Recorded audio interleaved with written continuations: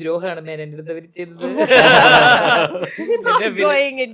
ഞാൻ പറയാ ലൈക്ക് ഫിനാലയില് എല്ലാ കണ്ടസ്റ്റൻസിന്റെ ഫോട്ടോസ് കാണിച്ചപ്പോ എന്റെ മുഖം അവര് ബ്ലർ ചെയ്ത മനസ്സിലായില്ലേ? എന്റെ മുഖം ബ്ലർ ചെയ്തു, ഞാനുള്ള സീക്വൻസുകളൊക്കെ അവർ മനഃപൂർവ്വം ഒഴിവാക്കി, എന്നെ കുറിച്ച് ഒരു മെൻഷനിങ് ഒരിടത്തും ചെയ്യുന്നില്ല.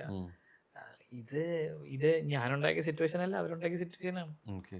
What I did was fair ആയിട്ട് അവരോട് സംസാരിക്കാൻ പല പ്രാവശ്യം ട്രൈ ചെയ്തപ്പോൾ ഒന്നും നടക്കാതെ വന്ന്, ഇതൊന്നും ഞാൻ തുടങ്ങി വെച്ചതൊന്നും അല്ല, ഇതൊക്കെ അവര് തന്നെ തുടങ്ങി വെച്ചാണ്. അവര് പലരോ വഴിയും പലരോടും പറയുന്നു അത് പുറത്തേക്ക് സെബിനെ അങ്ങനെ മരുന്ന് കൊടുത്തു. ഞാനല്ല ആദ്യം പറഞ്ഞത്, നിങ്ങളൊന്ന് പുറകിലേക്ക് പോകണം.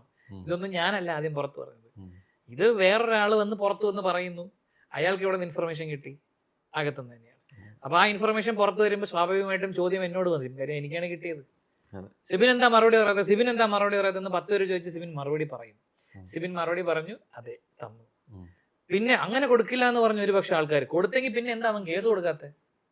കേസ് കൊടുക്കുക, അവൻ കള്ളനാകുമ്പോ അവൻ കള്ളം പറയുന്ന, അങ്ങനെ അവന് കേസ് കൊടുത്തൂടെ? കേസ് കൊടുത്തു. കേസ് കൊടുത്തിട്ട് എന്ത് സംഭവിച്ചു? കേസ് കൊടുത്തിട്ട് എന്തായിരുന്നു ശരിക്കും അതിന്റെ വഴിക്ക് നമ്മൾ ആരുടെ കൂടെ ആയി ഫൈറ്റ് ചെയ്യാൻ നോക്കണേ? ഈ കേസ് കൊടുക്കുമ്പോ തന്നെ ഇപ്പൊ കൊറേ പേര് വന്നിട്ട് ചോദിച്ചു, നിനക്ക് ബോധമില്ലേ, നീ ആരുടെ അഗേൻസ്റ്റാ കേസ് കൊടുക്കുന്നത്? വളരെ ശരിയാണ്, പക്ഷെ നമുക്കൊരു സ്വന്തം ഒരു സ്വന്തം സംതൃപ്തിക്ക് അപ്പുറത്തേക്ക് ഈ പറയുന്ന ഞാൻ പറയുന്നത് കള്ളമാണ് എന്ന് കൊറേ പേര് പറഞ്ഞപ്പോഴേ, എന്നാ പിന്നെ അവൻ കേസ് കൊടുക്കാത്ത എന്താന്ന് ചോദ്യം വന്നപ്പോഴാണ് എന്നാ ഓക്കെ എന്നാ നമുക്ക്, പക്ഷെ അതൊരിടത്തും എത്തില്ല എന്ന് നമുക്കറിയാം. ഇതൊന്നും ഞാൻ തുടങ്ങി വെച്ചതല്ല, അതാ ഞാൻ പറയുന്നത്. ഇതൊന്നും നമ്മൾ ഇത് അവര് തന്നെ തുടങ്ങിയതാണ്. അവര് പ്രോപ്പർ ആയിട്ട് ഇങ്ങനെ ഒരു ഇൻസിഡന്റ് ഉണ്ടായപ്പോ ഞങ്ങൾക്കൊരു അബദ്ധം പറ്റി, സംഭവിച്ചു പോയി, ക്ഷമിക്കണമെന്ന് വേണ്ട, വിട്ടുകളയും എന്ന് പറഞ്ഞാൽ ആ പ്രശ്നം അവിടെ തീർന്നില്ലേ? അത് അവർക്ക് അവരുടെ പ്രശ്നം പറ്റിയെന്നും അവരുടെ ഭാഗത്ത് തെറ്റ് ഉള്ളത് കൊണ്ടുമാണ് ആ സീസണിലെ സമയത്തുണ്ടായിരുന്ന ഒരു 6ഓളം പേരെ പിരിച്ചു കിട്ടും ഇപ്പോ. പക്ഷെ അവര് എന്നോട് പറഞ്ഞില്ല, അവര് കമ്പനിക്കകത്ത് തീരുമാനിച്ച് പോയി.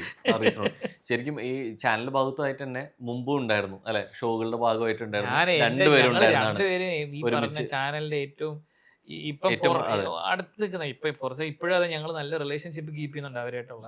ഇതൊന്നും ചാനലിന്റെ പ്രശ്നമല്ല, ഞാൻ പറയുന്നത് സർട്ടൻ ഇൻഡിപെൻഡന്റ് വ്യക്തികളിലേക്കാണ് പക്ഷെ ആ വ്യക്തികളുടെ തീരുമാനം പലപ്പോഴും ചാനൽ തീരുമാനമായിട്ട് മാറ്റുക.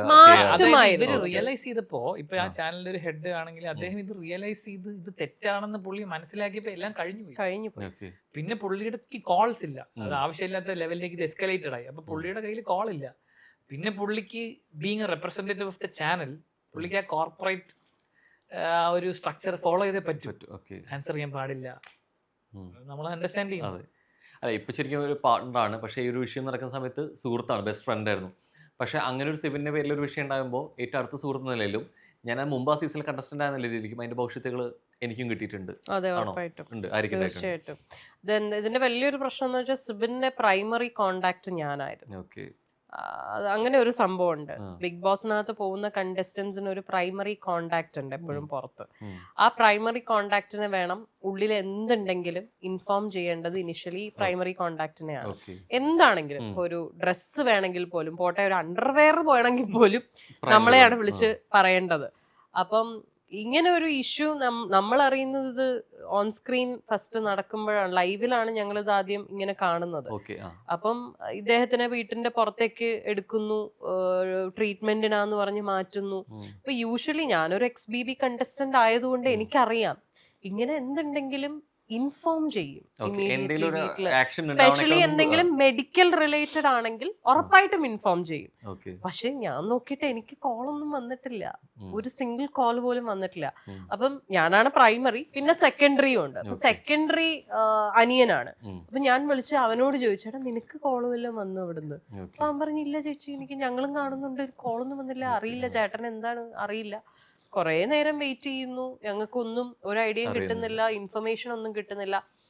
അങ്ങനെ നെക്സ്റ്റ് ഡേ ആയിട്ടും ഇയാളുടെ ഇൻഫർമേഷൻ ഒന്നും നമുക്കും കിട്ടുന്നില്ല, ഇയാളെ ഇതിലും കാണുന്നില്ല, ലൈവിലും കാണുന്നില്ല, എപ്പിസോഡിലും ഒന്നും കാണുന്നില്ല. എന്താ അവിടെ നടക്കുന്നത്? അപ്പം ഞങ്ങൾ കാണുമ്പോ ഇയാളെ ബ്രേക്ക് ആയിട്ട് ഇയാളെ പുറത്തെടുത്തേക്കുന്നതല്ലേ ഞങ്ങൾ കാണുന്നത്. അപ്പൊ എന്താ സംഭവിച്ചതെന്ന് പിന്നെ ഞങ്ങൾക്ക് അറിയില്ലല്ലോ, ഒന്നും ഇൻഫർമേഷൻ ഇവര് തരുന്നില്ല. അങ്ങനെയാണ് finally I decided to take a call. എന്നിട്ട് ഞാൻ അങ്ങോട്ട് വിളിച്ചു. ഞാൻ വിളിക്കുമ്പോ ഇവരാരും ഫോൺ എടുക്കുന്നില്ല. ഇവരുടെ കയ്യിലൊക്കെ എന്റെ നമ്പർ ഉണ്ട്. ഞാൻ വിളിക്കുന്നത് ഇനിഷ്യലി നമുക്ക് അങ്ങോട്ട് കോണ്ടാക്ട് ചെയ്യാനും ബിഗ് ബോസ് എന്ന ഒരാളുടെ നമ്പർ തന്നിട്ടുണ്ട്. ഞാൻ ആ പെൺകുട്ടീനെ വിളിച്ചു. ആ പെൺകുട്ടി എന്റെ കോളൊന്നും എടുക്കുന്നില്ല. പിന്നെ അത് എടുക്കാതെ വന്നപ്പോഴാണ് പിന്നെ നെക്സ്റ്റ് ഓപ്ഷൻ നമുക്ക് അറിയാവുന്ന ആൾക്കാരെ വിളിക്കുക.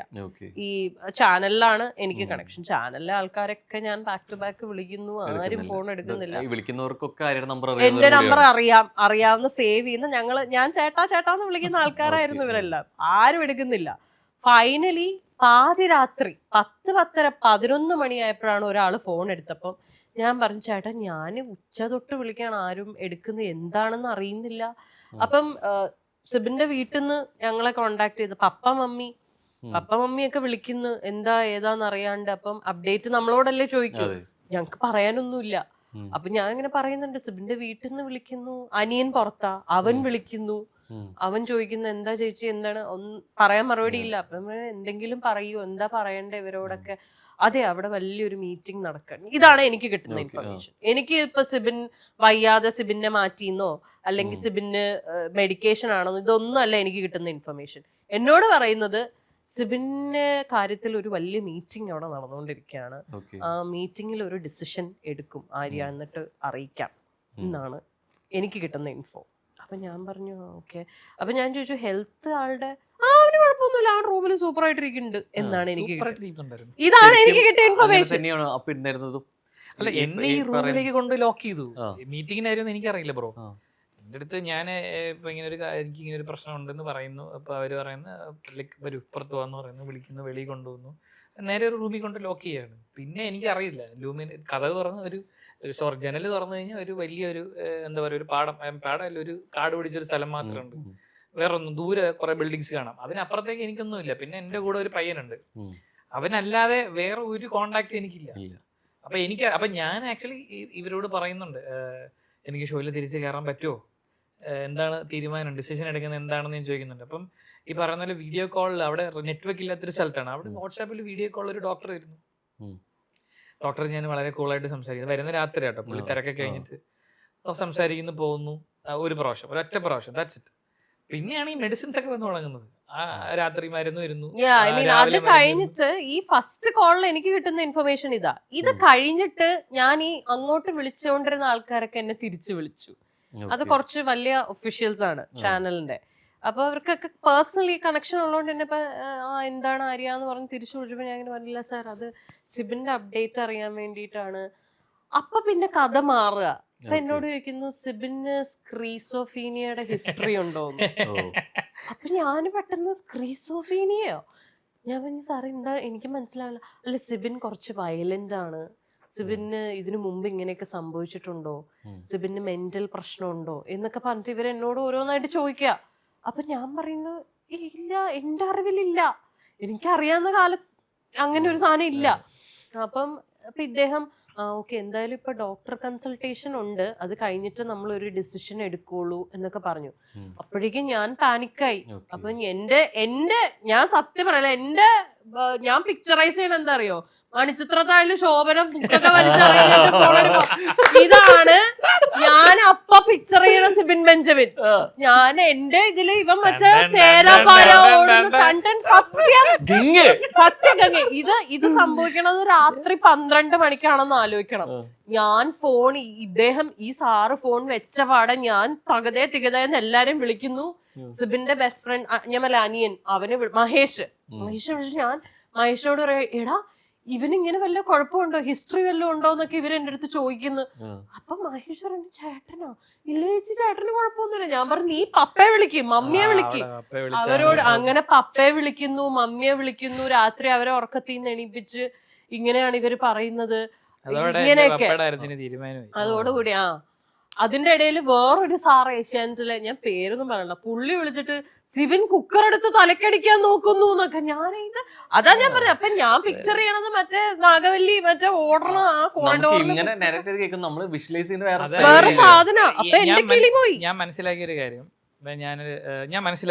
അതായത് ഈ ഷോ കഴിഞ്ഞപ്പോ ആര്യ എന്റെ അടുത്ത് ഈ കഥ പറഞ്ഞല്ലോ, ഞാൻ പുറത്തിറങ്ങി വന്നപ്പോ ആര്യ എന്റെ അടുത്ത് പറയടാ, ആര്യ എന്നെ കണ്ടപ്പോഴാണ് ആ ഒരു സമാധാനമായത്. എന്നുവെച്ചാ ഞാൻ സീരിയസ്ലി പറയാം, അപ്പൊ എന്നെ സിബിനെ ഇറക്കി വിടുന്നതിന് മുന്നേ അതായത് ഇവര് ഡിസിഷൻ എടുത്തു കഴിഞ്ഞിട്ട് പ്രൈമറി കോണ്ടാക്ടിനെ വിളിച്ചിട്ട് പറഞ്ഞു Sibin is out of the show, സിബിനെ ഞങ്ങള് തിരിച്ച് വീട്ടിൽ കയറ്റുന്നില്ല, അപ്പം സിബിൻ തിരിച്ച് വീട്ടിലേക്ക് വരികയാണ്. ഞാൻ പറഞ്ഞു ഓക്കെ സാർ, അതെ സിബിനെ ഒറ്റയ്ക്ക് വിടാൻ പറ്റില്ല, ഇതാ ഇങ്ങനെ എന്നോട് പറയണേ. അപ്പൊ ആരെങ്കിലും ഒന്ന് പിക്ക് ചെയ്യാൻ ആരെങ്കിലും ഒന്ന് വരണം, ചെന്നൈയിൽ വന്ന് പുള്ളീനെ ഒന്ന് കൂട്ടിക്കൊണ്ടു പോണം എന്ന് പറഞ്ഞു. അപ്പോഴും ഞാൻ ചിന്തിക്കണത് മറ്റേ ഭ്രാന്ത് പിടിച്ച് ഓടണത് ശോഭന, സത്യം. എന്നിട്ട് ഞാൻ ആലോചിക്കണ്ട, ഈശ്വരൻ ഞാൻ ഒറ്റയ്ക്ക് പോയി എന്റെ കൈ നിക്കോ, ഇതൊക്കെയാണ് ഞാൻ ആലോചിക്കണേ. എന്നിട്ട് ഞാൻ ആ പുള്ളിനോട് ചോദിക്കുകയും ചെയ്തു, സാർ അപ്പൊ അവിടെ നിന്ന് ആരെങ്കിലും വരുമോ കൂടെ? ഇല്ല, അത് ഇപ്പൊ ആരാ വരണമെന്ന് വെച്ചാൽ അവരുടെ കൂടെ സിബിനെ വിടാം, ഇതാണ് പറഞ്ഞത്. അപ്പൊ ഞാൻ പറഞ്ഞു ഞാൻ തന്നെ വരാം. അല്ല ആളുണ്ടെങ്കിൽ വിടൂ അങ്ങനെ പറഞ്ഞു. എന്നോട് ഇങ്ങോട്ട് വിളിച്ചു പറഞ്ഞു ആരെങ്കിലും വരണം, വന്ന് സിബിനെ കൊണ്ടുപോകണം, ഇതാണ് എന്നോട് പറഞ്ഞത്. വന്ന് സിബിനെ കൂട്ടിക്കൊണ്ടു പോകണം. നീ എടുക്കുന്ന എക്സ്ക്ലൂസീവ് പറഞ്ഞിട്ടില്ല കേട്ടോ, പറഞ്ഞ ആൾക്കാർ വിശ്വസിക്കില്ല, എന്നാലും പറയാം. അതുകൊണ്ട് ഞാൻ ചോദിച്ചത്, കാരണം ഒരാൾ വരുന്ന പറയുന്ന സാധനം അല്ലെങ്കിൽ വന്നാലേ വിടൂ എന്ന് പറയുന്നതിന് അതിനെ കുറിച്ചൊരു ഇത് ഞാൻ കേട്ടതും എനിക്ക് എന്റെ എക്സ്പീരിയൻസ് ഇതാണ്. അപ്പൊ ഞാൻ അപ്പോഴും ഞാൻ പറഞ്ഞു സാർ ഞാൻ തന്നെ വരാം എന്ന് ഞാൻ പറഞ്ഞു. എന്നിട്ട് എന്റെ ടിക്കറ്റ് ഇവിടെ നിന്ന് അങ്ങോട്ടുള്ള ടിക്കറ്റ് ഞാൻ എടുത്തു, അവിടെ നിന്ന് ഇങ്ങോട്ടുള്ള ടിക്കറ്റ് അവരാണ് എടുത്തത്. അവര് സിബിന്റെ കൂടെയുള്ള ടിക്കറ്റ് അവരാണ് എടുത്തത്. ഇവിടെ നിന്ന് അങ്ങോട്ട് ട്രാവൽ ചെയ്ത് എന്നോട് ടിക്കറ്റ് എടുക്കാൻ പറഞ്ഞു. ഞാൻ രാവിലെ തന്നെ ടിക്കറ്റ് എടുത്തു. രാവിലെ ഉച്ചയായപ്പോഴേക്കും ഞാൻ ചെന്നൈ എത്തിയിട്ട് ഇവരുടെ ഒരു കോണ്ടാക്ട് തന്നിട്ടുണ്ടല്ലോ എനിക്ക്, ആ കുട്ടീനെ വിളിക്കാൻ പറഞ്ഞു. ഞാൻ വിളിച്ചു, ഞാൻ ചെന്നൈയിൽ എത്തി എന്ന് പറഞ്ഞപ്പോ ആ കുട്ടി പറഞ്ഞു സിബിനുള്ള സ്ഥലത്തേക്ക് ആര്യനെ കൊണ്ടുവരാൻ പറ്റില്ല, ഇവിടെ റൂൾസ് ഉണ്ട്, നമ്മുടെ ഇതനുസരിച്ചിട്ട് ആര്യക്ക് ഇങ്ങോട്ട് എൻട്രി ഇല്ല, അപ്പൊ ആര്യ എയർപോർട്ടിൽ തന്നെ വെയിറ്റ് ചെയ്തോളൂ, നിങ്ങളുടെ ഈവനിങ് ഫ്ലൈറ്റിന്റെ സമയമാകുമ്പോൾ സിബിനെ കൊണ്ടുവന്നോളാം എന്ന് പറഞ്ഞു. ഞാനപ്പോ എയർപോർട്ടിൽ വെയിറ്റ് ചെയ്യാണ്, ഈ സമയം മുഴുവനും എയർപോർട്ടിൽ തന്നെ ഞാൻ ഇരുന്നു. ഓക്കെ അവരെ കൊണ്ടുവിടട്ടെ എന്ന് വിചാരിച്ചു. ഞാൻ ആലോചിക്കണത് വളരെ വൾണറബിൾ ആയിട്ട് ഇറങ്ങി വരാൻ പോകുന്ന ഒരു സിബിനെയാണ് ഞാൻ ഇമാജിൻ ചെയ്ത്, ഞാൻ പ്രതീക്ഷ.